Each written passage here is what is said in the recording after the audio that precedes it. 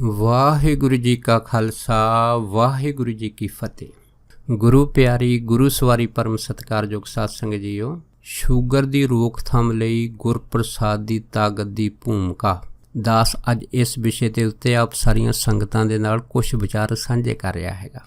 ਦੇਖੋ, ਆਮ ਤੌਰ 'ਤੇ ਅਸੀਂ ਸੰਸਾਰ ਦੀ ਨਜ਼ਰ 'ਚ ਦੇਖਦੇ ਹਾਂ ਕਿ ਸ਼ੂਗਰ ਦਾ ਜਿਹੜਾ ਮੇਨ ਕਾਰਨ ਹੈਗਾ ਉਹ ਹੈਗਾ ਮਿੱਠੀ ਚੀਜ਼ ਖਾਣੀ। ਹੁਣ ਦੇਖੋ, ਅਗਰ ਅਸੀਂ ਇਸ ਸੰਸਾਰ ਦੇ ਵਿੱਚ ਦੇਖਦੇ ਹਾਂ ਕਿ ਕੁਦਰਤ ਨੇ ਜਿੰਨੀਆਂ ਵਸਤਾਂ ਇਸ ਸੰਸਾਰ 'ਚ ਪੈਦਾ ਕੀਤੀਆਂ, ਇਹਦੇ ਵਿੱਚੋਂ ਮਿੱਠੀਆਂ ਜ਼ਿਆਦਾ ਕੀਤੀਆਂ। ਜਿਵੇਂ ਫਲ ਫਰੂਟ ਆ, ਤਕਰੀਬਨ ਸਾਰੇ ਮਿੱਠੇ ਹੀ ਆ, ਹਰੇਕ ਚੀਜ਼ ਮਿੱਠੀ ਹੈਗੀ ਆ। ਸੋ ਇਹਨਾਂ ਫਲ ਫਰੂਟਾਂ ਤੋਂ ਬਾਅਦ ਆਪਾਂ ਹੋਰ ਵੀ ਚੀਜ਼ਾਂ ਦੇਖਦੇ ਹਾਂ, ਗੰਨਾ ਹੈਗਾ, ਸ਼ਹਿਦ ਦੀਆਂ ਮੱਖੀਆਂ ਦਾ ਸ਼ਹਿਦ ਹੈਗਾ, ਇੱਤ ਵਗੈਰਾ ਜਿੱਧਰ ਵੀ ਨਜ਼ਰ ਮਾਰਦੇ ਹਾਂ, ਇਹ ਜਿਹੜਾ ਪ੍ਰਾਣੀ ਹੈਗਾ ਮਿੱਠੇ ਤੋਂ ਬਚ ਨਹੀਂ ਸਕਦਾ ਹੈਗਾ।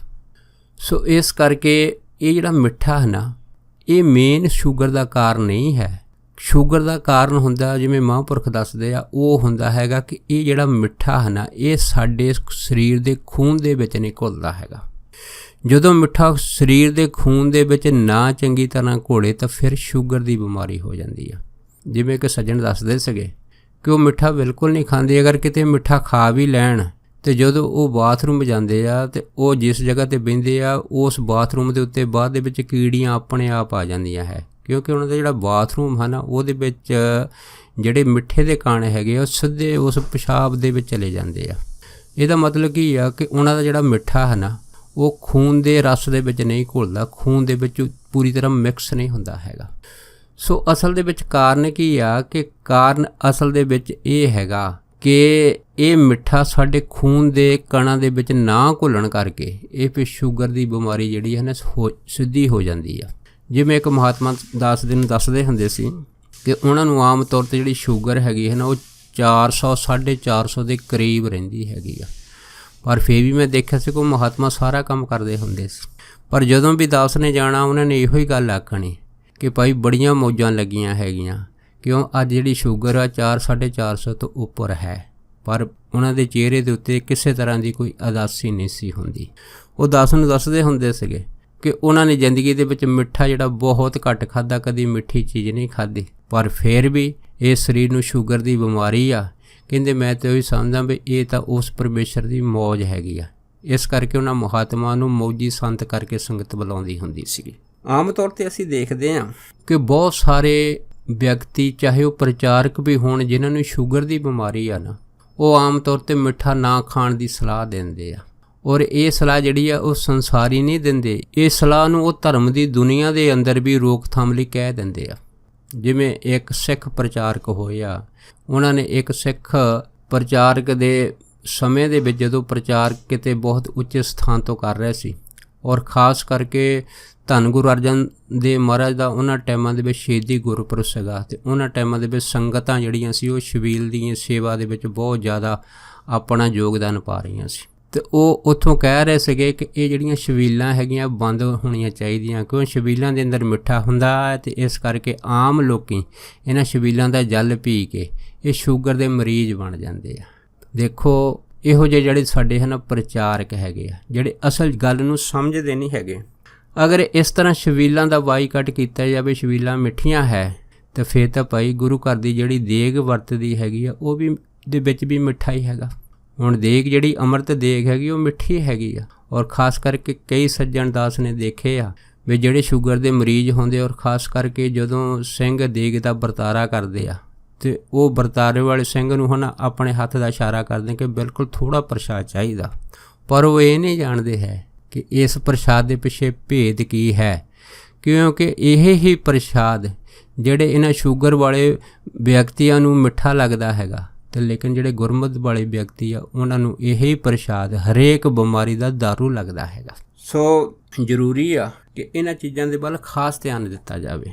ਦੇਖੋ, ਹੁਣ ਗੁਰੂ ਘਰ ਦੀ ਮਰਜ਼ਾਦਾ ਦੇ ਅੰਦਰ ਜਦ ਲੰਗਰ ਸ਼ੁਰੂ ਹੋਇਆ ਸੀ, ਔਰ ਧੰਨ ਗੁਰੂ ਨਾਨਕ ਸਾਹਿਬ ਮਹਾਰਾਜ ਨੇ 20 ਰੁਪਈਆਂ ਦਾ ਲੰਗਰ ਲਾਇਆ ਸੀ ਸਭ ਤੋਂ ਪਹਿਲਾਂ। ਉਸ ਤੋਂ ਬਾਅਦ ਇਸ ਲੰਗਰ ਦੇ ਅੰਦਰ ਜਿਹੜੀ ਖੀਰ ਵਰਤਾਈ ਗਈ ਸੀ, ਉਹ ਮਾਤਾ ਖੀਵੀ ਜੀ ਦੁਆਰਾ ਵਰਤਾਉਣੀ ਪਹਿਲੀ ਵਾਰ ਲੰਗਰ 'ਚ ਸ਼ੁਰੂ ਹੋਈ ਸੀ। ਜਿਵੇਂ ਗੁਰਬਾਣੀ ਦਾ ਫਰਮਾਨ ਹੈ, ਬਲਵੰਡ ਖੀਵੀ ਨੇਕ ਜਨ ਜਿਸ ਬਹੁਤੀ ਛਾਉ ਪਤਾਲੀ, ਲੰਗਰ ਦੌਲਤ ਵੰਡੀਏ ਰਸ ਅੰਮ੍ਰਿਤ ਖੀਰ ਕਿਆਲੀ। ਹੁਣ ਦੇਖੋ, ਮਾਤਾ ਖੀਵੀ ਜੀ ਲੰਗਰ ਦੇ ਵਿੱਚ ਖੀਰ ਬਣਾਉਂਦੇ ਆ, ਦੇਸੀ ਘੇ ਪਾ ਕੇ ਖੀਰ ਦੇ ਵਿੱਚ ਸੰਗਤਾਂ ਨੂੰ ਛਕਾਉਂਦੇ ਆ। ਹੁਣ ਸਧਾਰਨ ਅੱਖ ਵਾਲੇ ਨੂੰ ਤਾਂ ਇਹ ਜਿਹੜੀ ਖੀਰ ਆ ਮਿੱਠੀ ਲੱਗਦੀ ਆ ਔਰ ਇਹਦੇ ਵਿੱਚ ਉਸ ਨੂੰ ਮਿੱਠਾ ਨਜ਼ਰ ਆਉਂਦਾ ਹੈਗਾ। ਇਸੇ ਕਰਕੇ ਅਗਰ ਸ਼ੂਗਰ ਵਾਲਾ ਵਿਅਕਤੀ ਇਹ ਸਮਝੇ ਕਿ ਮੈਂ ਇਹ ਖੀਰ ਨਾ ਖਾਵਾਂ ਤਾਂ ਮੇਰਾ ਸ਼ੂਗਰ ਤੋਂ ਇਲਾਜ ਹੋ ਸਕਦਾ ਹੈਗਾ, ਪਰ ਅਗਰ ਉਹਦੇ ਉਲਟ ਕਿਸੇ ਗੁਰਮੁਖ ਵਿਅਕਤੀ ਦੀ ਅਸੀਂ ਸੋਚਣੀ ਦੇਖੀਏ ਤਾਂ ਇਹ ਜਿਹੜੀ ਸੋਚਣੀ ਆ ਉਸ ਨੂੰ ਇਹ ਖੀਰ ਆਮ ਕਰਕੇ ਸੰਸਾਰੀ ਮਿੱਠਾ ਨਹੀਂ ਲੱਗਦਾ, ਕਿਉਂਕਿ ਇਹ ਅੰਮ੍ਰਿਤ ਰਸ ਲੱਗਦਾ ਹੈਗਾ। ਸੋ ਗੱਲ ਜਿਹੜੀ ਹੈ ਨਾ ਦ੍ਰਿਸ਼ਟੀ ਦੀ ਹੈਗੀ ਆ। ਹੁਣ ਜੈਸੀ ਦ੍ਰਿਸ਼ਟੀ ਵੈਸੀ ਸ੍ਰਿਸ਼ਟੀ ਹੈਗੀ ਆ। ਅਗਰ ਇਸ ਤਰ੍ਹਾਂ ਅਸੀਂ ਮਿੱਠੇ ਨੂੰ ਬਿਲਕੁਲ ਜੜ੍ਹੋਂ ਖਾਰਜ ਕਰ ਦਈਏ ਤੇ ਜਿਵੇਂ ਕਲਗੀਧਰ ਮਹਾਰਾਜ ਨੇ ਸਾਨੂੰ ਖੰਡੇ ਬੱਟੇ ਦਾ ਹਰੇਕ ਸਿੱਖ ਨੂੰ ਅੰਮ੍ਰਿਤ ਛਕਣਾ ਬੜਾ ਜ਼ਰੂਰੀ ਦੱਸਿਆ ਹੈਗਾ, ਤਾਂ ਫਿਰ ਹੁਣ ਜਿਹੜਾ ਅੰਮ੍ਰਿਤ ਤਿਆਰ ਕੀਤਾ ਜਾਂਦਾ ਉਸ ਜਲ ਦੇ ਵਿੱਚ ਪਤਾਸੇ ਪਾਏ ਜਾਂਦੇ ਆ। ਫਿਰ ਤਾਂ ਭਾਈ ਜਿਹੜਾ ਸ਼ੂਗਰ ਦਾ ਮਰੀਜ਼ ਹੈਗਾ ਉਹ ਵੀ ਫਿਰ ਅੰਮ੍ਰਿਤ ਨਾ ਛਕੇ। ਸੋ ਕਹਿਣ ਤੋਂ ਭਾਵ ਇਹ ਹੈਗਾ ਕਿ ਗੱਲ ਦ੍ਰਿਸ਼ਟੀ ਦੀ ਹੈਗੀ ਆ। ਜਿਹੜੀ ਦ੍ਰਿਸ਼ਟੀ ਆ ਨਾ ਉਹ ਸਭ ਤੋਂ ਅਹਿਮ ਹੈਗੀ ਆ। ਉਹ ਜਿਹੜੀ ਦ੍ਰਿਸ਼ਟੀ ਹੈਗੀ ਆ ਉਹ ਗਿਆਨ ਤੋਂ ਬਾਅਦ ਖੁੱਲ੍ਹਦੀ ਆ। ਜਿਵੇਂ ਆਮ ਕਰਕੇ ਜਿਹੜਾ ਸੰਸਾਰੀ ਗਿਆਨ ਆ ਸਾਨੂੰ ਸ਼ੂਗਰ ਬਾਰੇ ਇਹ ਦੱਸਦਾ ਹੈਗਾ ਕਿ ਇਹ ਜਿਹੜੀ ਬਿਮਾਰੀ ਆ ਇਹਦਾ ਮੇਨ ਕਾਰਨ ਮਿੱਠਾ ਜ਼ਿਆਦਾ ਖਾਣਾ ਹੈਗਾ, ਪਰ ਇਹ ਜਿਹੜਾ ਗਿਆਨ ਹੈਗਾ ਇਹ ਅਸੀਮ ਨਹੀਂ, ਇਹਦੀ ਇੱਕ ਸੀਮਾ ਹੈਗੀ ਆ। ਹੁਣ ਗਿਆਨ ਤੋਂ ਬਾਅਦ ਜਿਹੜੀ ਅਗਲੀ ਸੋਚ ਹੈਗੀ ਆ ਉਹ ਹੈਗੀ ਆ ਗੁਰਪ੍ਰਸਾਦ, ਗੁਰੂ ਦੀ ਕਿਰਪਾ ਦੇ ਨਾਲ ਜਿਹੜੀ ਸੋਝੀ ਆਉਂਦੀ ਆ।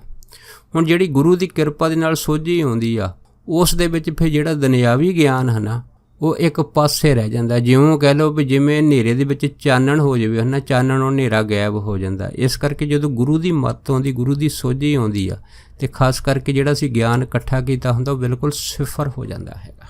ਉਸ ਕਰਕੇ ਜਿਹਨਾਂ ਨੂੰ ਸੋਝੀ ਆ ਨਾ ਉਹਨਾਂ ਨੂੰ ਪਤਾ ਹੈ ਕਿ ਉਹਨਾਂ ਦੀ ਦ੍ਰਿਸ਼ਟੀ ਦੇ ਅੰਦਰ ਇਹ ਸਾਰੀਆਂ ਜਿਹੜੀਆਂ ਚੀਜ਼ਾਂ ਹਨ ਦੁਨਿਆਵੀ ਨਹੀਂ ਰਹਿ ਜਾਂਦੀਆਂ, ਉਹ ਗੁਰਪ੍ਰਸਾਦ ਬਣ ਜਾਂਦੀਆਂ। ਜਿਵੇਂ ਇੱਕ ਵਾਰ ਭਾਈ ਵੀਰ ਸਿੰਘ ਜੀ ਬੰਬਈ ਦੇ ਵਿੱਚ ਗਏ ਸੀ ਅਤੇ ਉਹਨਾਂ ਟਾਈਮਾਂ ਦੇ ਵਿੱਚ ਸ਼ਾਮ ਨੂੰ ਜਦ ਸਮੁੰਦਰ ਦੀ ਸੈਰ ਕਰਨ ਨਿਕਲੇ ਅਤੇ ਇਹਨਾਂ ਨੂੰ ਦੇਖਦੇ ਹੋਏ ਇੱਕ ਪ੍ਰੇਮੀ ਜਿਹੜਾ ਸੀਗਾ ਉਹ ਲੱਡੂਆਂ ਦੇ ਪ੍ਰਸ਼ਾਦ ਦਾ ਡੱਬਾ ਲਾਇਆ ਅਤੇ ਉਹਨੇ ਆ ਕੇ ਨਾ ਭਾਈ ਵੀਰ ਸਿੰਘ ਜੀ ਨੂੰ ਆਖਿਆ ਕਿ ਇਹ ਜਿਹੜਾ ਪ੍ਰਸ਼ਾਦ ਵਾ ਲੱਡੂਆਂ ਦਾ ਇਹ ਤੁਸੀਂ ਛਕ ਲਓ। ਹੁਣ ਭਾਈ ਸਾਹਿਬ ਨੇ ਕਿਹਾ ਕਿ ਭਾਈ ਦੇਖ ਇਹ ਜਿਹੜਾ ਡੱਬਾ ਲਿਆਂਦਾ ਹੈਗਾ ਤੈਂ ਕਿਸੇ ਦੁਕਾਨ ਤੋਂ ਲਿਆਂਦਾ? ਕਹਿੰਦਾ ਹਾਂਜੀ। ਅਤੇ ਫਿਰ ਭਾਈ ਸਾਹਿਬ ਕਹਿੰਦੇ ਭਾਈ ਸਾਡਾ ਗਿਆਨ ਤਾਂ ਇਹ ਕਹਿੰਦਾ ਹੈਗਾ ਕਿ ਇਹ ਡੱਬਾ ਹਜੇ ਪ੍ਰਸ਼ਾਦ ਨਹੀਂ ਬਣਿਆ, ਇਹ ਡੱਬਾ ਜਿਹੜਾ ਹੈ ਨਾ ਕੇਵਲ ਅਤੇ ਕੇਵਲ ਮਿੱਠਾ ਹੈਗਾ, ਲੱਡੂ ਹੈਗੇ ਆ। ਹਾਂ ਅਗਰ ਤੁਸੀਂ ਇਸ ਨੂੰ ਪ੍ਰਸ਼ਾਦ ਵਿੱਚ ਲਿਆਉਣਾ ਹੈਗਾ ਤਾਂ ਫਿਰ ਭਾਈ ਇਸ ਡੱਬੇ ਨੂੰ ਗੁਰੂ ਦੀ ਐਨਕ ਦੁਆਰਾ ਅਸੀਂ ਕਾਨੂੰਨ ਦੀ ਧਾਰਮਿਕ ਕਾਨੂੰਨ ਦੀ ਵਿਧੀ ਰਾਹੀਂ ਲਿਆ ਸਕਦੇ ਹਾਂ। ਉਹ ਕੀ ਆ ਕਿ ਪਹਿਲਾਂ ਅਸੀਂ ਅਰਦਾਸ ਕਰਾਂਗੇ, ਉਸ ਤੋਂ ਬਾਅਦ ਅਰਦਾਸ ਕਰਨ ਤੋਂ ਬਾਅਦ ਫਿਰ ਇਸ ਲੱਡੂ ਦੇ ਪ੍ਰਸ਼ਾਦ ਨੂੰ ਆਪਣੀ ਸ੍ਰੀ ਸਾਹਿਬ ਨਾਲ ਭੋਗ ਲਾਵਾਂਗੇ। ਫਿਰ ਇਹ ਲੱਡੂ ਨਹੀਂ ਰਹਿ ਜਾਂਦੇ, ਫਿਰ ਇਹ ਗੁਰੂ ਦਾ ਪ੍ਰਸ਼ਾਦ ਬਣ ਜਾਂਦਾ ਹੈ। ਅਤੇ ਜਿੱਥੇ ਗੁਰੂ ਦਾ ਪ੍ਰਸ਼ਾਦ ਬਣ ਜਾਂਦਾ ਹੈ ਅਤੇ ਜਿਵੇਂ ਗੁਰਬਾਣੀ ਆਖਦੀ ਆ ਕਿ ਗੁਰ ਪ੍ਰਸ਼ਾਦ ਭਰਮ ਕਾ ਨਾਸ, ਉੱਥੇ ਸਾਰਾ ਜਿਹੜਾ ਭਰਮ ਆ ਇੱਕ ਪਾਸੇ ਹੋ ਜਾਂਦਾ। ਔਰ ਇਸੇ ਤਰ੍ਹਾਂ ਹੀ ਭਾਈ ਜਸਵੀਰ ਸਿੰਘ ਜੀ ਖਾਲਸਾ ਖੰਨੇ ਵਾਲੇ ਹੋਏ ਆ। ਇਹਨਾਂ ਨੂੰ ਵੀ ਬਿਮਾਰੀ ਦੇ ਟਾਈਮ ਡਾਕਟਰ ਨੇ ਕਹਿ ਤਾ ਸੀਗਾ ਕਿ ਤੁਸੀਂ ਮਿੱਠਾ ਬਿਲਕੁਲ ਨਹੀਂ ਖਾਣਾ, ਪਰ ਹੁਣ ਭਾਈ ਸਾਹਿਬ ਜਿਹੜੇ ਸੀ ਉਹ ਮਿੱਠਾ ਖਾਣ ਦੇ ਸ਼ੌਕੀਨ ਸੀਗੇ, ਕਿਉਂਕਿ ਉਹ ਮਿੱਠੇ ਦੇ ਅਸਲੀ ਭੇਦ ਨੂੰ ਸਮਝਦੇ ਹੁੰਦੇ ਸੀਗੇ ਕਿ ਜਿਨ੍ਹਾਂ ਨੂੰ ਲੋਕੀ ਜਿਹੜੇ ਉਹ ਮਿੱਠਾ ਆਖਦੇ ਆ ਉਹ ਗੁਰੂ ਦੀ ਐਨਕ ਦੁਆਰਾ ਕਹਿੰਦੇ ਸਾਨੂੰ ਪ੍ਰਸ਼ਾਦ ਨਜ਼ਰ ਆਉਂਦਾ ਹੈਗਾ। ਸੋ ਉਹਨਾਂ ਦੇ ਜੀਵਨ ਦੀ ਵੀ ਵਿੱਚ ਇੱਕ ਅਦੁੱਤੀ ਘਟਨਾ ਹੈ ਕਿ ਇੱਕ ਪ੍ਰੇਮੀ ਇੱਕ ਵਾਰ ਉਹਨਾਂ ਦੇ ਵਾਸਤੇ ਬਰਫੀ ਦਾ ਡੱਬਾ ਲੈ ਕੇ ਆਇਆ। ਜਦ ਬਰਫੀ ਦਾ ਡੱਬਾ ਲੈ ਕੇ ਸੰਗਤ ਬੈਠੀ ਸੀ, ਸੋ ਮਹਾਂਪੁਰਖਾਂ ਨੇ ਜਦ ਡੱਬੇ ਵੱਲ ਦੇਖਿਆ ਥੋੜ੍ਹਾ ਮੁਸਕਰਾ ਪਏ ਅਤੇ ਸੰਗਤ ਦੇ ਪ੍ਰੇਮੀ ਕਹਿਣ ਲੱਗੇ ਮਹਾਂਪੁਰਖੋ ਆਪ ਨੂੰ ਤਾਂ ਡਾਕਟਰਾਂ ਨੇ ਮਿੱਠਾ ਖਾਣਾ ਮਨ੍ਹਾ ਕੀਤਾ ਹੈ। ਅਤੇ ਬਾਬਾ ਜਸਵੀਰ ਸਿੰਘ ਜੀ ਕਹਿਣ ਲੱਗੇ ਕਹਿੰਦੇ ਭਾਈ ਮਿੱਠਾ ਖਾਣਾ ਮਨ੍ਹਾ ਕੀਤਾ, ਪ੍ਰਸ਼ਾਦ ਥੋੜ੍ਹਾ ਖਾਣਾ ਮਨ੍ਹਾ ਕੀਤਾ ਹੈਗਾ। ਇਸ ਕਰਕੇ ਉਹਨਾਂ ਨੇ ਕੀ ਕੀਤਾ ਹੈਗਾ ਕਿ ਇਸੇ ਤਰ੍ਹਾਂ ਅਰਦਾਸ ਕਰਕੇ ਉਸ ਬਰਫੀ ਦੇ ਡੱਬੇ ਨੂੰ ਭੋਗ ਲਾ ਕੇ ਤਾਂ ਫਿਰ ਜਿਹੜੇ ਸੀ ਆਪਣੇ ਪ੍ਰੇਮੀ ਨੂੰ ਕਹਿ ਦਿੱਤਾ ਕਿ ਭਾਈ ਬਾਕੀ ਸਾਰਾ ਜਿਹੜਾ ਪ੍ਰਸ਼ਾਦ ਹੈਗਾ ਬਰਫੀ ਦਾ ਸੰਗਤ 'ਚ ਵਰਤਾ ਦਿਓ, ਪਰ ਇੱਕ ਪੀਸ ਮੇਰੇ ਵਾਸਤੇ ਰਹਿਣ ਦਿਓ। ਸੋ ਕਹਿਣ ਤੋਂ ਭਾਵ ਇਹ ਆ ਕਿ ਉਸ ਚੀਜ਼ ਨੂੰ ਅਸੀਂ ਕਿਸ ਢੰਗ ਦੇ ਨਾਲ ਵਰਤਣਾ ਹੈਗਾ, ਇਹ ਜਿਹੜਾ ਨਾ ਬੜਾ ਜ਼ਰੂਰੀ ਆ। ਇਸੇ ਕਰਕੇ ਗਿਆਨ ਤੋਂ ਅੱਗੇ ਗੱਲ ਧਿਆਨ ਦੀ ਹੈਗੀ ਆ।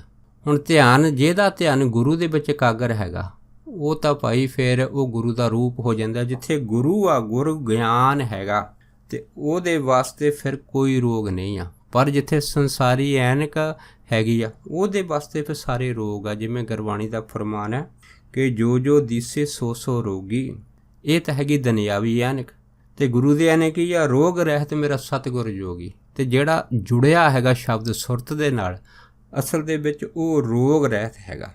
ਹੁਣ ਜਿਵੇਂ ਅਸੀਂ ਇੱਕ ਲੱਕੜ ਹੈਗੀ ਅਗਰ ਉਸ ਲੱਕੜ ਨੂੰ ਅਸੀਂ ਸਧਾਰਨ ਅੱਖ ਦੇ ਨਾਲ ਤੱਕਦੇ ਹਾਂ ਤੇ ਇਹ ਜਿਹੜੀ ਲੱਕੜ ਹੈਗੀ ਆ ਆਮ ਆਦਮੀ ਕਹੂਗਾ ਵੀ ਇਹ ਲੱਕੜ ਹੈਗੀ। ਲੇਕਿਨ ਜਿਹਦੇ ਅੰਦਰ ਵਿਗਿਆਨ ਦੀ ਐਨਕ ਲੱਗੀ ਹੋਵੇ ਔਰ ਉਹਨੂੰ ਪੁੱਛੇ ਵੀ ਆਹ ਸਾਹਮਣੇ ਕੀ ਦਿਸ ਰਿਹਾ ਹੈਗਾ, ਉਹ ਲੱਕੜ ਨੂੰ ਦੇਖ ਕੇ ਕਹੂਗਾ ਭਾਈ ਇਹ ਜਿਹੜੀ ਲੱਕੜ ਹੈਗੀ ਆ ਇਹਦੇ ਵਿੱਚ ਪਾਣੀ ਤੇ ਅੱਗ ਦੋਨੇ ਇੱਕ ਦੂਜੇ ਦੇ ਨਾਲ ਮਿਕਸ ਹੈਗੇ ਆ। ਉਹਦੀ ਦ੍ਰਿਸ਼ਟੀ ਇੱਥੇ ਤੱਕ ਵਿਗਿਆਨਿਕ ਹੈਗੀ ਆ।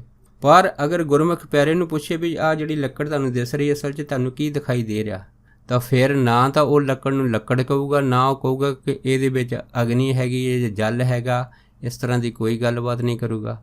ਉਹ ਕਹੂਗਾ ਤੇ ਭਾਈ ਮੈਨੂੰ ਤਾਂ ਇਹਦੇ ਵਿੱਚ ਬ੍ਰਹਮ ਨਜ਼ਰ ਆ ਰਿਹਾ ਹੈਗਾ, ਬ੍ਰਹਮ ਦਿਸੀਏ, ਬ੍ਰਹਮ ਸੁਣੀਏ, ਏਕ ਏਕ ਬਖਾਣੀਏ। ਸੋ ਜਿਹੜੇ ਗੁਰਮੁਖ ਪਿਆਰੇ ਉਹਨਾਂ ਨੂੰ ਤਾਂ ਹਰੇਕ ਕਣ ਕਣ ਦੇ ਵਿੱਚ ਪਰਮਾਤਮਾ ਨਜ਼ਰ ਆਉਂਦਾ ਹੈਗਾ। ਅਤੇ ਜਦੋਂ ਪਰਮਾਤਮਾ ਨਜ਼ਰ ਆਉਂਦਾ ਹੈਗਾ ਅਤੇ ਜਿਹੜਾ ਮਿੱਠਾ ਦੁਨਿਆਵੀ ਅਸੀਂ ਐਨਕ ਦੇ ਨਾਲ ਤੱਕਦੇ ਹਾਂ, ਉਸ ਮਿੱਠੇ ਵਿੱਚ ਵੀ ਉਹ ਪਾਰ ਬ੍ਰਹਮ ਪਰਮੇਸ਼ਰ ਜਿਹੜਾ ਉਹਦੇ ਵਿੱਚ ਉਸ ਨੂੰ ਪ੍ਰਤੱਖ ਵਾਸਦਾ ਹੈ। ਇਸੇ ਕਰਕੇ ਜ਼ਰੂਰੀ ਆ ਕਿ ਜਿਹੜੀ ਮਹਾਂਪੁਰਖਾਂ ਦੀ ਦ੍ਰਿਸ਼ਟੀ ਆ ਨਾ, ਉਹ ਸੰਸਾਰ ਤੋਂ ਬਿਲਕੁਲ ਅਲੱਗ ਹੁੰਦੀ ਆ, ਕਿਉਂਕਿ ਉਹਨਾਂ ਨੂੰ ਅੰਮ੍ਰਿਤ ਤੇ ਜ਼ਹਿਰ ਇੱਕ ਬਰਾਬਰ ਜਿਹੜਾ ਹੈਗਾ ਉਹ ਦਿਸਦਾ ਹੈਗਾ। ਤੈਸਾ ਅੰਮ੍ਰਿਤ ਤੈਸੀ ਬਿਖ ਖਾਟੀ।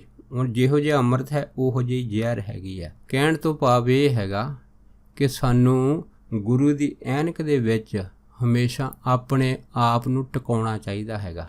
ਅਤੇ ਜਦੋਂ ਅਸੀਂ ਗੁਰੂ ਦੀ ਗਿਆਨ ਰੂਪੀ ਐਨਕ ਤੋਂ ਉੱਪਰ ਉੱਠ ਕੇ ਧਿਆਨ ਰੂਪੀ ਚਸ਼ਮਾ ਲਾ ਲਈਏ ਅਤੇ ਫਿਰ ਸਾਨੂੰ ਪਤਾ ਲੱਗਦਾ ਹੈਗਾ ਕਿ ਜੈਸਾ ਸੇਵੇ ਤੈਸਾ ਹੋਵੇ। ਜਿਹੋ ਜਿਹੇ ਕਿਸੇ ਦੇ ਮਨ ਦਾ ਫੁਰਨਾ ਉਹ ਚੀਜ਼ ਉਸੇ ਤਰ੍ਹਾਂ ਹੋ ਜਾਂਦੀ ਹੈ। ਇਸੇ ਕਰਕੇ ਸਾਨੂੰ ਗੁਰਬਾਣੀ ਨੇ ਆਖਿਆ ਕਿ ਪਾਰ ਬ੍ਰਹਮ ਜਿਸ ਕੀਨੀ ਦਇਆ, ਬਾਂਹ ਪਕੜ ਗੁੜ ਰੋਗ ਕੱਢ ਲਿਆ। ਕਿ ਜਿਸ ਦੇ ਉੱਤੇ ਪਰਮੇਸ਼ਰ ਨੇ ਕਿਰਪਾ ਕੀਤੀ ਆ, ਗੁਰੂ ਨੇ ਉਹਦੀ ਬਾਂਹ ਫੜ ਕੇ ਉਹਦਾ ਰੋਗ ਜਿਹੜਾ ਹੈ ਨਾ ਉਹ ਸਦਾ ਲਈ ਕੱਢ ਦਿੱਤਾ ਹੈਗਾ। ਇਸੇ ਕਰਕੇ ਸਾਨੂੰ ਗੁਰਬਾਣੀ ਨੇ ਫਿਰ ਆਖਿਆ ਹੈਗਾ ਕਿ ਜੋ ਜੋ ਦੀਸੇ ਸੋ ਸੋ ਰੋਗੀ, ਪਰ ਰੋਗ ਰਹਿਤ ਮੇਰਾ ਸਤਿਗੁਰ ਜੋਗੀ। ਜਿਹੜਾ ਜੁੜ ਗਿਆ ਪਰਮੇਸ਼ਰ ਦੇ ਨਾਲ ਉਹ ਰੋਗ ਤੋਂ ਰਹਿਤ ਹੋ ਜਾਂਦਾ ਹੈਗਾ, ਉਹਦਾ ਹਿਰਦਾ ਜਿਹੜਾ ਮਜ਼ਬੂਤ ਹੋ ਜਾਂਦਾ। ਸੋ ਦਾਸ ਇੰਨੇ ਹੀ ਵਚਨ ਆਪ ਸਾਰੀਆਂ ਸੰਗਤਾਂ ਨਾਲ ਸਾਂਝਾ ਕਰਦਾ ਹੋਇਆ ਖਿਮਾ ਦਾ ਜਾਚਕ ਹੈ ਜੀ। ਹੋਈਆਂ ਬੇਅੰਤ ਭੁੱਲਾਂ ਚੁੱਕਾਂ ਦੀ ਖਿਮਾ ਬਖਸ਼ਣੀ। ਸੋ ਫਤਿਹ ਬੁਲਾਓ। ਵਾਹਿਗੁਰੂ ਜੀ ਕਾ ਖਾਲਸਾ, ਵਾਹਿਗੁਰੂ ਜੀ ਕੀ ਫਤਿਹ।